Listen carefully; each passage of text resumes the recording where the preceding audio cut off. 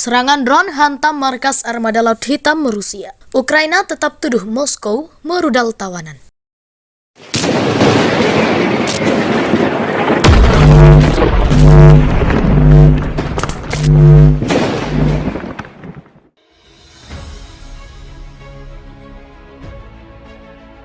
Sebuah drone tempur meledak pada Minggu 31 Juli 2022 di markas armada Laut Hitam Rusia dan melukai 6 orang, kata para pejabat Rusia seperti dilansir Associated Press. Ledakan di markas besar di kota Sevastopol di semenanjung Crimea yang dianeksasi Rusia dari Ukraina pada 2014 itu menyebabkan pembatalan perayaan Hari Angkatan Laut Rusia. Layanan pers armada Laut Hitam Rusia mengatakan pesawat tak berawak itu tampaknya buatan sendiri. Militer Rusia menggambarkan alat peledaknya berdaya ledak rendah. Tetapi wali kota Sevastopol Mikhail Razazev mengatakan 6 orang terluka dalam ledakan itu. Tidak ada informasi langsung di mana drone tersebut memulai penerbangannya. Sevastopol terletak sekitar 170 km selatan daratan Ukraina dan pasukan Rusia menguasai sebagian besar wilayah darat. Sementara pertempuran berlanjut di tempat lain di Ukraina. Wali kota Mykolaiv Vitaly Kim mengatakan penembakan menewaskan salah satu orang terkaya Ukraina, Oleksiy Vadatursky dan istrinya. Vadatursky memimpin produksi biji-bijian dan bisnis ekspor. Di wilayah Sumy di utara Ukraina dekat perbatasan Rusia, penembakan menewaskan 1 orang, kata pemerintah daerah. 3 orang tewas dalam serangan hari terakhir di wilayah Donetsk, yang sebagian berada di bawah kendali pasukan separatis Rusia, kata Gubernur Pavlo Kirilenko.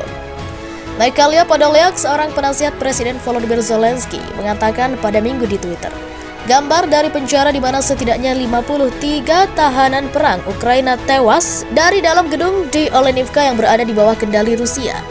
Pejabat Rusia mengklaim gedung itu diserang oleh Ukraina dengan tujuan membungkam tawanan perang yang mungkin memberikan informasi tentang operasi militer Ukraina. Foto satelit yang diambil sebelum dan sesudah serangan menunjukkan sebuah bangunan kecil berbentuk persegi di tengah kompleks penjara Olenivka, hancur dan atapnya menjadi serpian.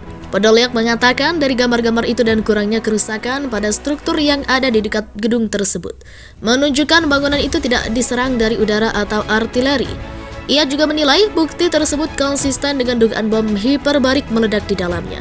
Sebuah alat peledak yang dibawa oleh drone atau pesawat tak berawak meledak pada Minggu 31 Juli. Ledakan terjadi di markas armada Laut Hitam Rusia, melukai 6 orang, kata para pejabat Rusia. Ledakan di markas besar di kota Sevastopol semenanjung Crimea yang dianeksasi Rusia dari Ukraina pada 2014. Ledakan itu menyebabkan pembatalan perayaan Hari Angkatan Laut Rusia. Layanan pers armada Laut Hitam mengatakan pesawat tak berawak itu tampaknya buatan sendiri seperti dilansir AFP. Dia menggambarkan alat peledak hanya memiliki daya rendah. Tetapi wali kota Sevastopol Mikhail Razazev mengatakan 6 orang terluka dalam ledakan itu. Tidak ada informasi langsung di mana drone memulai penerbangannya. Militer Ukraina mengatakan telah membunuh ratusan tentara Rusia dalam pertempuran di wilayah selatan, satu di antaranya di Kherson. Diketahui pasukan Ukraina belakangan ini fokus melancarkan serangan balasan ke Kherson serta mata rantai utama di jalur pasokan tentara Moskow. Dilansir Al Jazeera, lalu lintas kereta api ke Kherson di atas sungai Dnieper telah dipotong, lapor Komando Selatan Militer pada Sabtu 30 Juli. Kondisi ini akan membuat pasukan Rusia yang ada di sisi barat sungai semakin terisolasi dan tidak terjangkau pasokan dari Crimea dan wilayah timur Ukraina.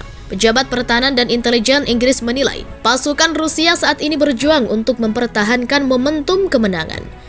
Dalam pekan terakhir, Ukraina sukses merusak 3 jembatan di sungai Dnieper menggunakan sistem rudal jarak jauh bantuan dari barat. Akibatnya, transportasi ke kota Kherson terputus dan membuat Angkatan Darat ke-49 Rusia dalam posisi rentan, kata intelijen Inggris. Komando Selatan Militer Ukraina mengatakan lebih dari 100 tentara Rusia tewas dan 7 tank hancur dalam pertempuran di selatan pada Jumat 29 Juli. Wakil Kepala Pertama Dewan Regional Kherson, Yuri Sobolevsky, mengatakan kepada warga untuk menjauh dari tempat pembuangan amunisi Rusia. Tentara Ukraina mencurahkannya untuk melawan Rusia dan ini baru permulaan, tulis Sobolevsky di Telegram. Gubernur wilayah Kherson yang pro-Ukraina Dmytro Butrey menyatakan distrik Berislav sangat terpukul. Berislav berada di seberang sungai di barat laut pembangkit listrik tenaga di air Kakhovka. Di beberapa desa, tidak ada satu rumah pun yang dibiarkan utuh, semua infrastruktur hancur. dan orang-orang tinggal di ruang bawah tanah, tulis Putri di Telegram. Pejabat pemerintah yang ditunjuk Rusia untuk wilayah Kherson awal pekan ini menolak penilaian Barat dan Ukraina atas situasi tersebut. Dalam pembaruan intelijen pada Sabtu 30 Juli, Kementerian Pertahanan Inggris mengatakan Rusia kemungkinan telah mendirikan 2 jembatan ponton dan feri untuk transportasi alternatif setelah jembatan utama dirusak militer Ukraina.